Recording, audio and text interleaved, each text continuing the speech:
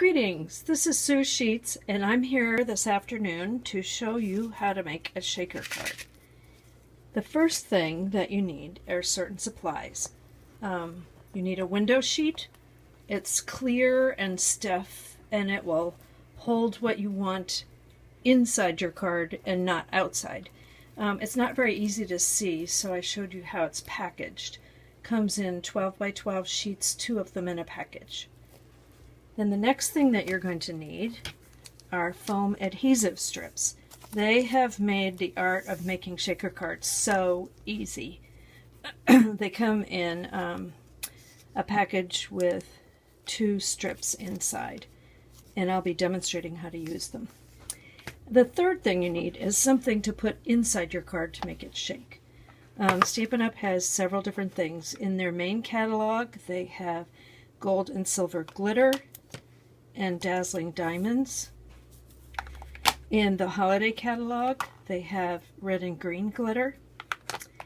And in the primary catalog, they have brights sequence and neutral sequence. Now these are probably the easiest things to use starting out, but you can also use any combination of any of these items. And the new thing in the holiday catalog that I haven't tried out yet is called mica flakes. They would make a great part of a shaker card. And you can also think out of the box a little bit. I think it was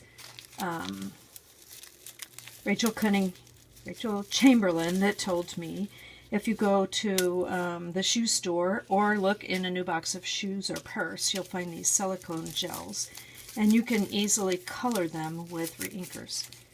So now that we know our first 3 supplies, let me show you the steps. The first step is to get your card base and then an additional smaller piece, and this is what I'm going to actually punch my shape out of. I'm going to use this simple circle punch. Just kind of center it, punch out a circle, save it for something in the future, and now I've got my hole to make my shaker card. The next thing you need is a piece of window sheet that's a little bit bigger than your hole. And the way I attach the window sheet is with glue dots. They're easy and they hold it secure. I like to put 1 in each corner. Do that really quickly for you here.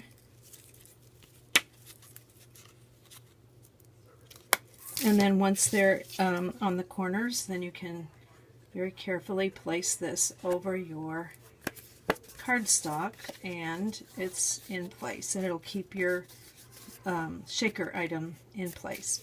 So the next thing you have to do is build a ridge that will allow your card to shake. So I'm going to take one of these adhesive strips, and there's a little trick. So when you place it on your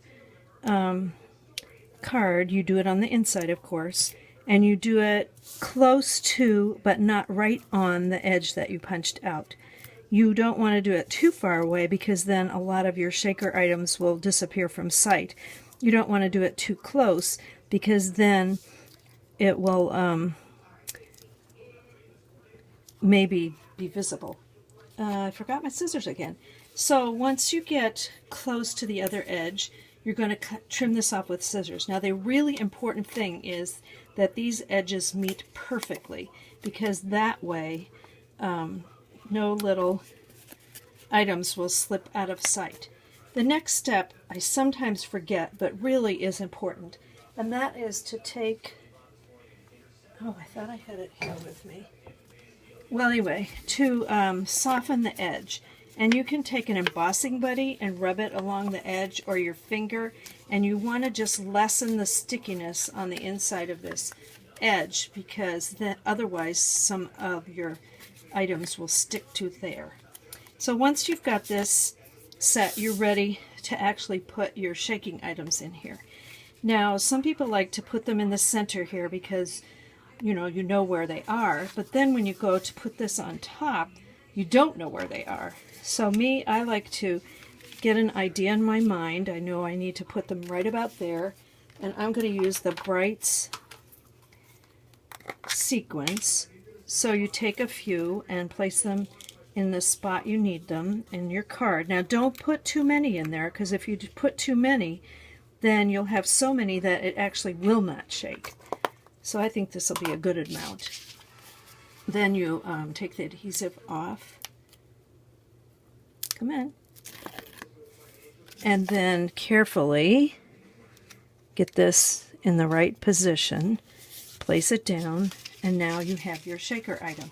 To finish off the front, you can put some more of that foam adhesive on each one of the ends to make them level. But I just wanted to show you how to get the shaker item on there.